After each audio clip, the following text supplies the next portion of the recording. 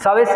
Como cristianos, y bajo un panorama o un pensamiento moldeado por la palabra de Dios, creemos que lo que nos une en adoración y lo que le da sentido a absolutamente todo lo que hacemos en este lugar es el hecho de saber y de creer profundamente que Jesús es el Rey y Señor de absolutamente todas las cosas. Dios es Rey. Jesús es nuestro Rey, Jesús es nuestro Señor, Jesús es nuestro Salvador. Jesús entregó su vida por nosotros y con ello la victoria. Y eso es lo que nos une en una profunda adoración, y eso es lo que le da absolutamente sentido a cada cosa que hacemos. Y por eso nos hemos reunido hoy. Y por eso adoramos hoy, y por eso celebramos hoy, y por eso este domingo es todavía mucho más especial que cualquier otro domingo. Porque muchos de nosotros, quizás no todos, y eso es una realidad, quizás no todos, pero muchos de nosotros creemos firmemente que Dios, nuestro Dios, de acuerdo a evidencias históricas, se hizo hombre y habitó entre nosotros, y creemos que ese Dios, a través de Jesús, caminó sobre esta tierra, decidido a dar su vida a cambio de nuestra libertad. El Dios despojado de su divinidad, a través de Jesús, escogió el camino del pollino, el camino de la toalla y el camino de la cruz. Creemos que Dios, despojado de su divinidad, escogió el camino de la humildad, el camino del servicio y el camino del amor. Y su resurrección, además de ser la base y la que valida toda nuestra fe, es también la razón que guía y que le da propósito a cada cosa que hacemos. ¿Sabes? No hay nada que nosotros no hagamos sin tener en mente o sin perder de vista que tenemos un Dios que resucitó y que un día Él va a regresar por nosotros. Y yo sé que parece imposible, yo sé que son esas declaraciones que son difíciles de creer. Y si hoy tú no crees en esto, mira, no te estamos condenando, al contrario, te entendemos, porque una vez estuvimos ahí. Sí, un hombre que resucitó, sí, es difícil entender eso, pero oramos y oramos fervientemente para que cada uno de nosotros podamos abrazar esta misma fe que, te repito, no es una fe ciega, no es una fe que no tiene fundamentos, al contrario, es una fe cimentada en evidencias tan sólidas que el no creerlo es mucho más difícil que el creerlo. Que el creer que el cosmos, que el mundo, que todas las cosas suceden por azar o por casualidad, es mucho más difícil que creer que en realidad hay un Dios detrás de todo, quien diseñó las cosas y les dio un propósito y les dio un sentido, y que hasta el día de hoy Él sustenta cada cosa. La resurrección abre la puerta a la realidad de una nueva oportunidad y una nueva esperanza. Una esperanza que no se detiene, una esperanza que triunfa sobre la muerte, una esperanza que triunfa sobre el dolor, la confusión, el sufrimiento. Y por eso hoy es un día marcado por el gozo de la celebración, porque Jesús triunfó sobre la muerte. Y hoy, a través del testimonio de un joven llamado Marcos, quien la tradición lo coloca como uno de los primeros discípulos del apóstol Pablo, quiero que analicemos lo que aconteció después de que Jesús vence justamente a la muerte, y lo que significa para el día de hoy, para nosotros, el día de hoy, 2000 años después de que este hecho aconteció. Entonces, abre tu Biblia en Marcos capítulo 16, versículos del 9 al 11, nada más vamos a estudiar esta mañana. Viendo pues resucitado, Jesús por la mañana, el primer día de la semana, apareció primeramente a María Magdalena, de quien había echado 7 demonios. Yendo ella, lo hizo saber a los que habían estado con él, que estaban tristes y llorando, y pon atención a esa parte, estaban tristes y llorando. Ellos, cuando oyeron que vivía y que había sido visto por ella, no le creyeron. Déjame darte un poco de contexto de lo que está pasando aquí. Porque 3 días después de que Jesús muere crucificado, como él mismo lo había anunciado, ocurre justamente esto que acabamos de leer. Habiendo pues resucitado. Y es súper importante esto porque tal como Jesús lo había anunciado a sus discípulos, días antes sucedió. Jesús resucitó y su resurrección es lo que nos garantiza que verdaderamente Jesús es quien dijo ser. Y ojo, porque si Él es quien dice ser, entonces todo lo que Él dijo que va a pasar, pasará. Y no hay nada que pueda detener o cambiar en ningún sentido lo que Él ha declarado. Ni mi percepción de quién es Jesús, correcta o incorrecta, ni mi incredulidad, ni mi falta de fe, ni siquiera mi mucha fe, escucha eso, ni siquiera mi mucha fe pueden detener o cambiar lo que de antemano Dios ha determinado. Yo puedo tener fe, yo puedo desbordar en fe, pero si Dios ha determinado algo, ni aun eso lo puede cambiar. Y quiero que veas lo que Jesús declaró 2000 años atrás, y aunque no sabemos cuándo, eso es importante, realmente no sabemos cuándo. Gente tiene 2000 años esperando esto. Pero lo que sí sabemos es que si Él es quien dijo ser y se va a cumplir lo que Él dijo que va a pasar, entonces tenemos la firme convicción de que esto se va a cumplir. Acompáñame a Apocalipsis capítulo 22, versículo 20. No pierdas Marcos porque ahorita vamos a regresar ahí. El que da testimonio de estas cosas dice: ciertamente vengo en breve. Amén. Sí, ven, Señor Jesús. Y no sé tú, pero yo leo estas palabras y verdaderamente conmueven mi corazón. No solamente las palabras de Jesús declarando ciertamente yo vengo pronto, sino también leer, sentir la pasión con la que con la que Juan el apóstol dice: sí, Señor, por favor, ven y ven pronto. Jesús, nuestro Rey, ha prometido regresar. ¿Y qué crees? Regresará. Y ni mi falta de fe, ni mi incredulidad o mi mucha fe van a detener el día, la hora y el tiempo que Él ha determinado para su regreso. Puede ser hoy. Y como siempre lo digo, ojalá sea hoy. Jesús, nuestro Rey, prometió regresar y regresará, y su regreso será para reinar por siempre junto a todo aquel que creyó en Él, es decir, su iglesia. O escucha esto, o para juzgar con justicia a todo aquel que lo rechazó y prefirió seguir en su pecado. Pregunta: si hoy se cumpliera esto, que te repito, yo no sé si va a pasar. El anhelo de mi corazón es que sea el día de hoy, es más, que sea ahorita. Pero si el día de hoy pasara esto, ¿de qué lado estarías?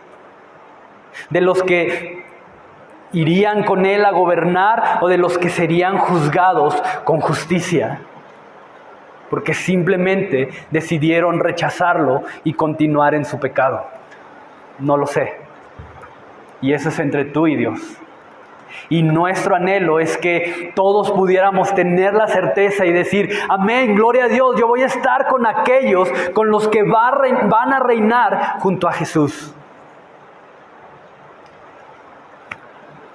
Regresa a Marcos, por favor.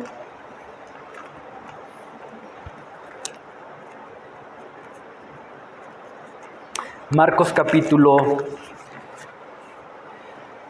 16. Habiendo pues resucitado Jesús por la mañana, el primer día de la semana, apareció primeramente a María Magdalena, de quien había echado 7 demonios.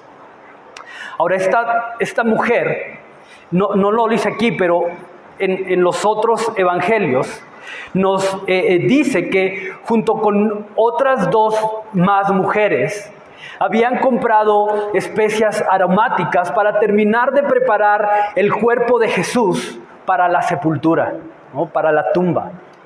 Porque la forma en la cual se sepultaba a alguien y quien económicamente tenía el recurso para hacerlo, era comprar estas especies y preparar un tipo de ungüento, mezclar las especies para que se hiciera un tipo de ungüento o de aceite, las cuales justamente al mezclarlas desprendían un aroma que de alguna manera contrarrestaban el olor a cuerpo descompuesto dentro del sepulcro.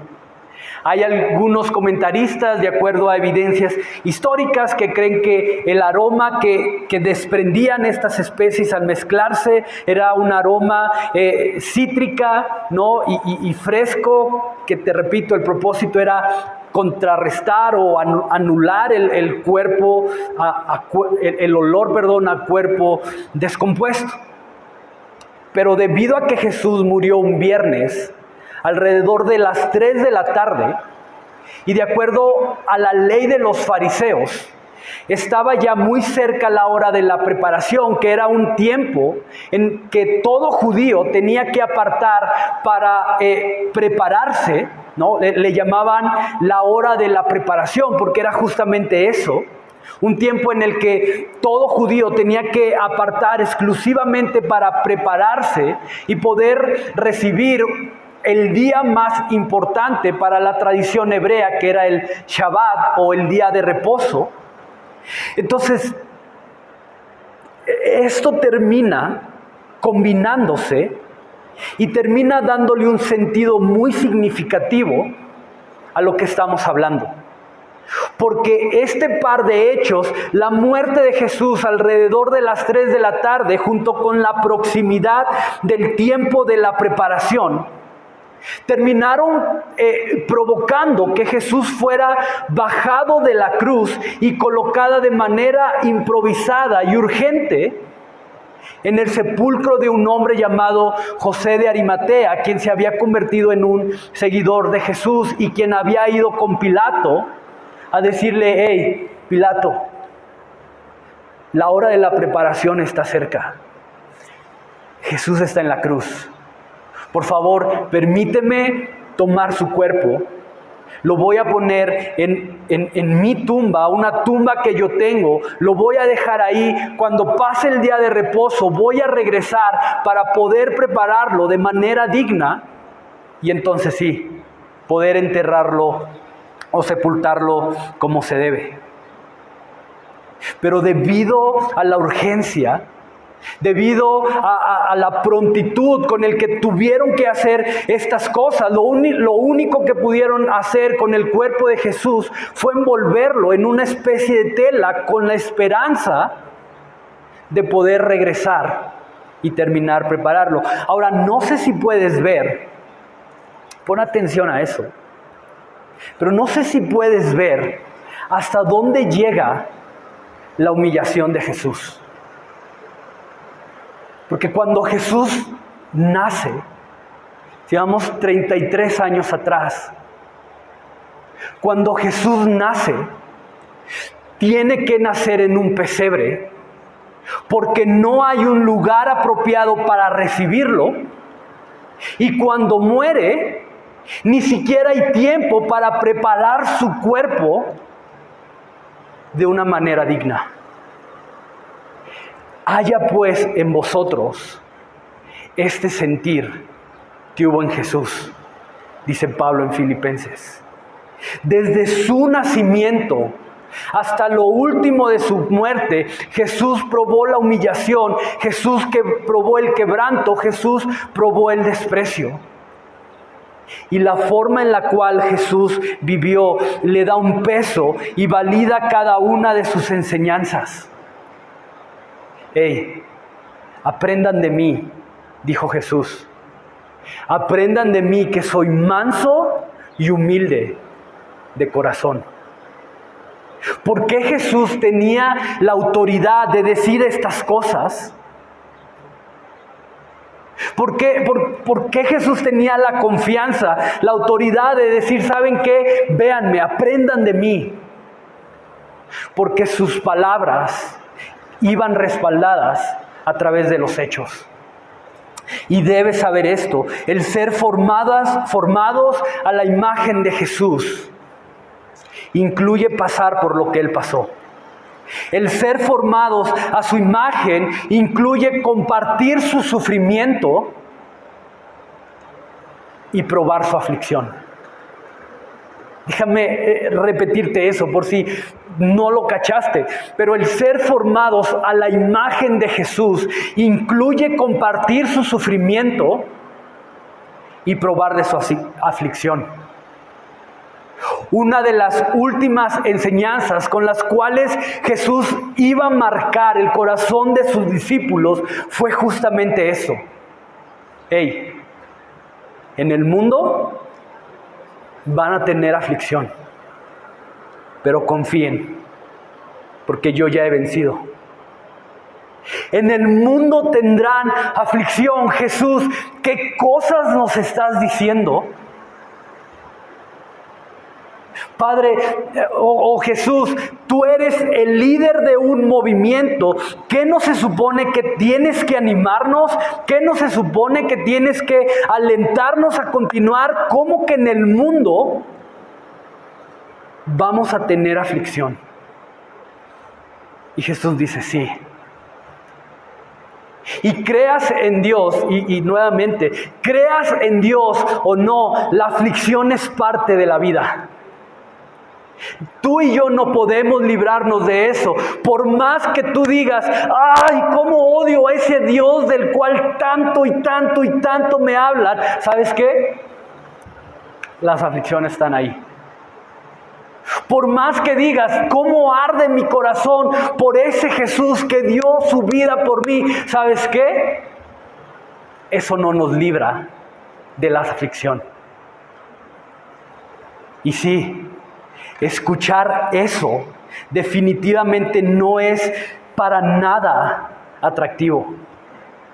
Escuchar que en el mundo padeceremos, que escuchar que mientras estemos en este mundo vamos a tener que ser sometidos a aflicción, no es atractivo. No lo es. No sé tú, y hablo desde mi perspectiva, pero a mi carne le encanta escuchar frases como estas. Lo mejor está por venir. No sabes, desde el ámbito cristiano hasta el ámbito no cristiano, desde el ámbito creyente hasta el no creyente, esta frase está súper arraigada de una o de otra forma. Lo mejor está por venir, lo mejor está por delante. Y a mí me encanta escuchar eso. A mi carne se regocija, se goza habitando en lugares en donde soy tratado con justicia. A mi carne le encanta habitar y estar en lugares donde soy tratado con amor. A mí me encanta estar en un lugar donde mi esfuerzo es valorado, donde se celebran mis triunfos. No sabes cómo eso cuando me dicen, qué bien lo hiciste, o gracias por tu servicio. Me encantan esas cosas. cuando me valoran, cuando me tratan con amor, cuando me hablan bonito y suave, cuando las cosas van prosperando, cuando...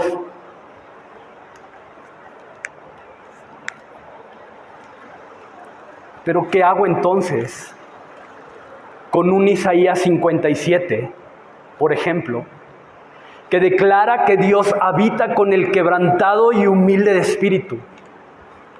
¿Qué hago con un Lucas 4 en donde Jesús abiertamente declara que Él habita con el que es tratado injustamente? ¿Qué hago con un Lucas 4 donde Jesús declara que Él está con el oprimido, con el poco valorado, con el pobre, con el menospreciado, con el que ha sufrido? Lo arranco de mi Biblia. En mi Biblia no dice eso, entonces yo no sé. No. Y no sé tú, pero si Jesús dijo, Él declaró que Él habita ahí. Si Jesús dijo que Él habita con el quebrantado, si Jesús dijo que Él habita con el manso, con el pobre, con el que es tratado injustamente, con el que no es valorado, yo quiero estar donde su presencia está. Y sabes, eso no es hacerse la víctima. No, eso no es hacer, ay, pobre de mí, cómo me tratan mal, entonces aquí Jesús habita conmigo porque mira cómo sufro. No. No estoy diciendo eso. Estoy diciendo simplemente que estemos preparados porque esas cosas vienen. Ahora dice el texto que María Magdalena viene al sepulcro para terminar de preparar el cuerpo de Jesús. Y nos da un detalle muy interesante, porque dice aquí que Jesús aparece primeramente a esta mujer, de quien Jesús había echado 7 demonios, lo que definitivamente representa no solamente una nueva esperanza para ella, no solamente libertad para esta mujer, sino también para la gente que tenía de alguna manera relación alrededor de ella. Y es interesante que Marcos especifique este detalle de lo que Jesús había hecho en ella aquí. Y quiero que veas un detalle más que Juan, otro discípulo de Jesús, nos deja ver acerca de esta mujer. Y vea Juan capítulo 19, versículo 25. Y si no lo has encontrado, puedes leerlo directamente en la pantalla. Pero Juan 19, 25 dice acerca de esta mujer que estaba junto a la cruz de Jesús, su madre y la hermana de su madre, María, mujer de Cleofas, y María Magdalena.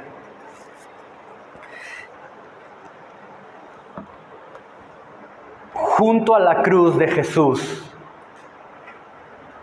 María Magdalena. Y si puedes, marca eso. Junto a la cruz. No a la distancia, no mezclada entre la multitud como el resto, sino al pie de la cruz. Y al pie de la cruz, esta mujer había visto morir a Jesús. Al pie de la cruz pudo escuchar el clamor de Jesús, ese clamor desesperado diciendo, Padre, ¿por qué me has abandonado? Al pie de la cruz esta mujer había podido escuchar ese susurro glorioso, consumado es. Y no lo sé, pero probablemente no tendríamos testimonio de estas palabras de no ser por estas mujeres y algunos hombres más que se menciona en otra parte, que decidieron estar junto a la cruz. Y es esto. Pero al estar al pie de la cruz, nos da una perspectiva diferente. Al estar al pie de la cruz podemos ver y escuchar lo que otros no pueden. escuchar cuando se mantienen simplemente a la distancia. Y me encanta ver que Jesús nunca vivió obsesionado de reunir multitudes. Y cuando las tuvo, aún en el final, una de las cosas que Jesús hizo fue confrontar a una multitud que lo seguía de tal forma que muchos simplemente optaron por dar la vuelta y retirarse. Maestro, ¿qué cosas tan difíciles dices? Mejor me retiro. Al punto que al pie de la cruz solo permaneció un pequeño grupo de personas decididas a permanecer hasta el final. Y déjame aclarar esto, porque el vivir al pie de la cruz no significa o no es lo mismo tener simplemente conocimiento teológico, conocimiento bíblico, o creer que tengo la capacidad de interpretar determinadas cosas. Vivir al pie de la cruz es contemplarle.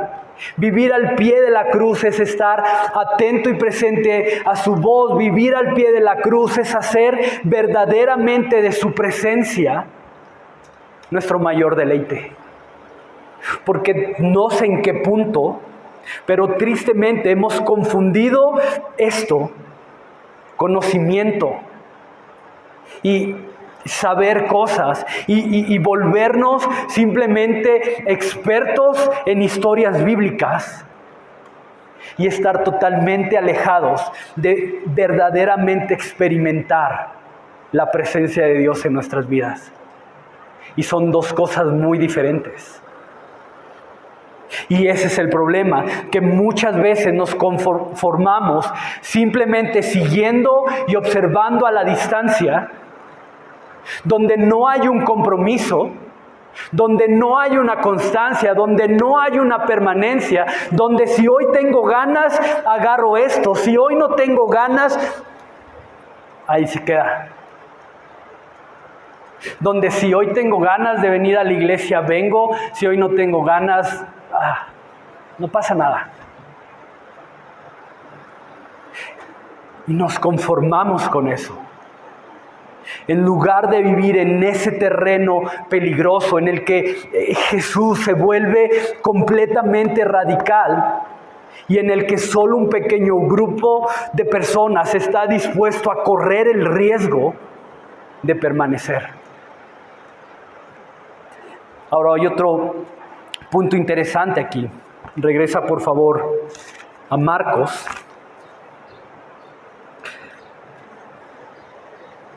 Habiendo pues resucitado Jesús por la mañana, el primer día de la semana, apareció primeramente a María Magdalena.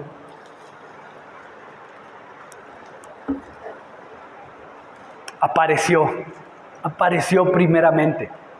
Ahora esta palabra apareció también se traduce en otras versiones de la Biblia como hacerse visible, ¿no?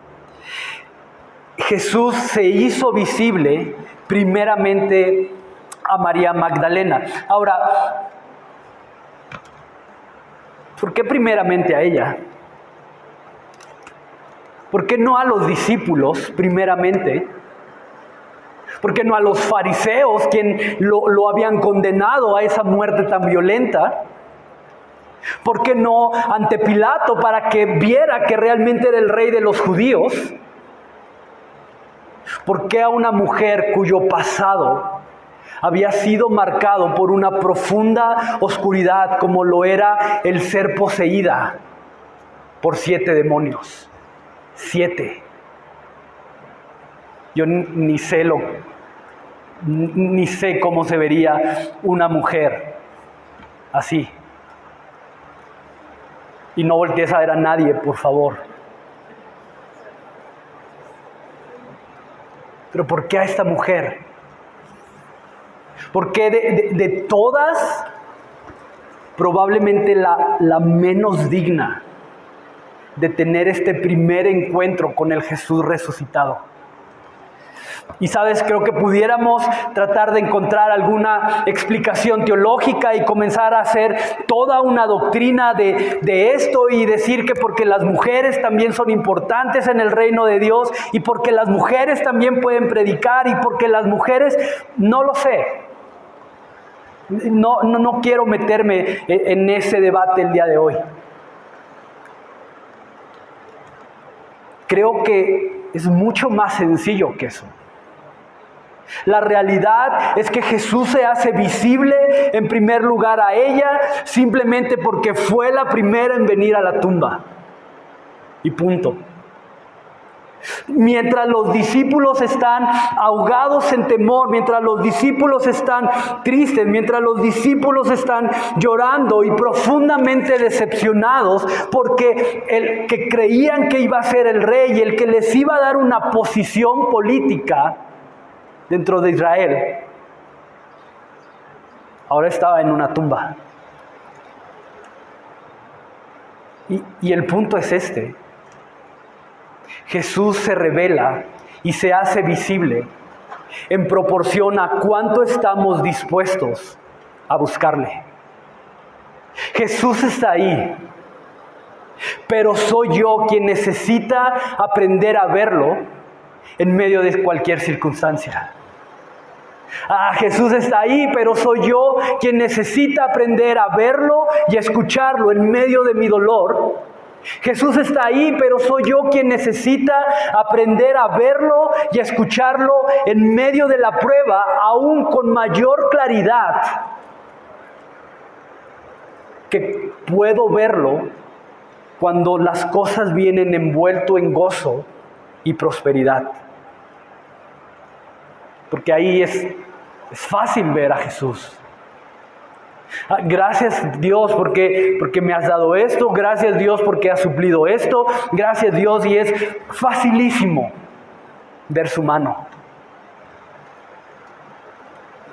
Y necesito aprender a verlo de la misma manera, en medio del quebranto, en medio del dolor, en medio del sufrimiento, con la misma claridad como lo veo cuando las cosas van bien. Y sabes, entender esto, entender que Jesús está ahí, pero que soy yo quien necesita aprender a verlo, nos permite tener una nueva manera de ver las cosas, porque ahora puedo tener la capacidad de ver las circunstancias, de ver lo que tengo que vivir día a día, no como una amenaza, sino como una nueva oportunidad que se me presenta para poder encontrarme cara a cara con ese Jesús resucitado. Y ojo con esto, porque en medio de la angustia, cuando el quebranto llega, cuando vienen esos momentos indeseables a nuestra vida, es mucho más fácil, es mucho más tentador levantar nuestra oración diciendo: Señor, por favor, líbrame de esto. Señor, no. Señor, mira, yo sé que tú tienes el poder, yo sé que tú estás sobre esta circunstancia, yo sé que esto no es más grande que tú. Entonces, por favor, Señor, líbrame, súpleme, cámbiame, dame. Y está bien.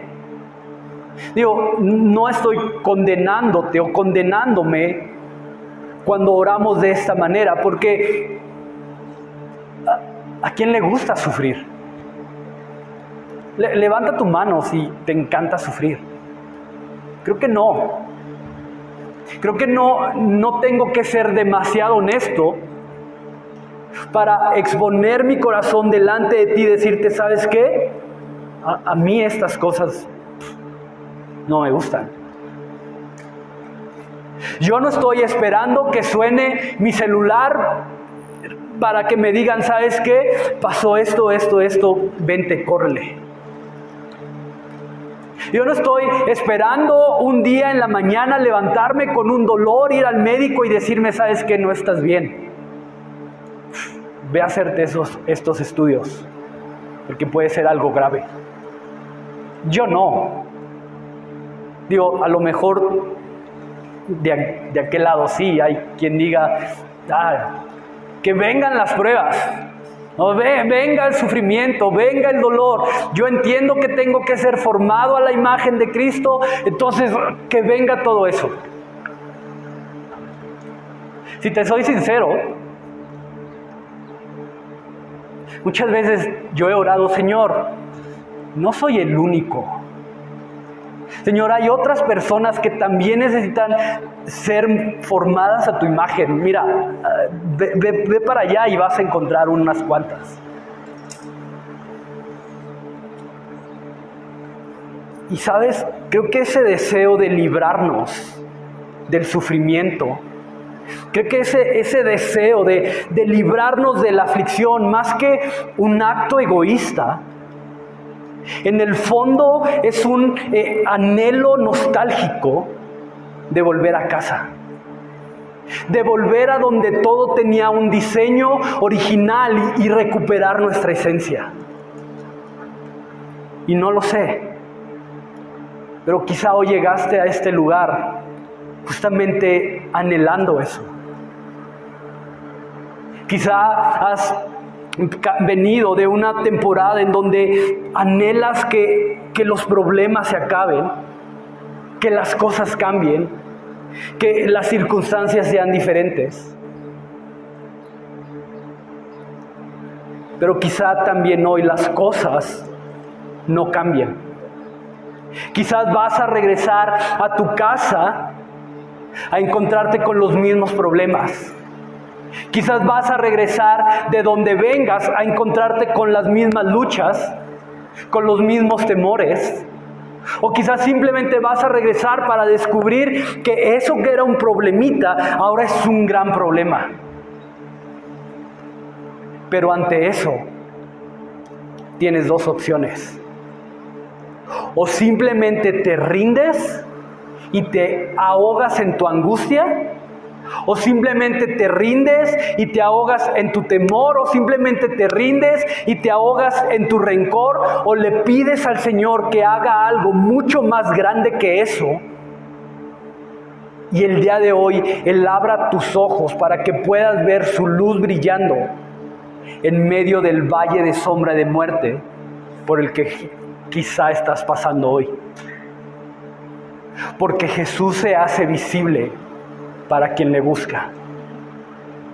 Pablo lo dice de esta manera: todas las cosas que eran para mí ganancia, todas las cosas que eran para mí seguridad, todas las cosas que eran para mí o que representaban paz para mí, hoy las tengo como basura a fin de ser hallado en Cristo, con el propósito de conocerle a Él y experimentar el poder de su resurrección. ¿Lo has experimentado? ¿Sabes lo que es el poder de su resurrección en tu vida? Y quiero que vayas a 1 de Pedro 1:3. Y puedes leerlo en la pantalla, pero dice: bendito el Dios y Padre de nuestro Señor Jesucristo, que según su grande misericordia nos hizo renacer para una esperanza viva por la resurrección de Jesucristo de los muertos, para una herencia incorruptible, incontaminada e inmarcesible, reservada en los cielos para nosotros. Me encanta. Nos hizo renacer para una esperanza viva por la resurrección de Jesucristo. Y no sé si puedes ver lo profundo de eso, pero cuando permitas que ese Jesús resucitado llegue a tu vida, todo va a cambiar. Porque ya no es tu condición la que te define, ya no es tu pasado quien determina quién eres, ya no es tu pasado quien determina tu identidad, ni es lo que va a dirigir tu presente. Esta mujer que en su pasado había sido controlada y guiada por 7 demonios, el día de hoy, o en este momento, en el momento en que Jesús aparece, es una mujer que tiene la capacidad de ir y proclamar y anunciar al Jesús resucitado. El pasado de esta mujer ya no definía su presente.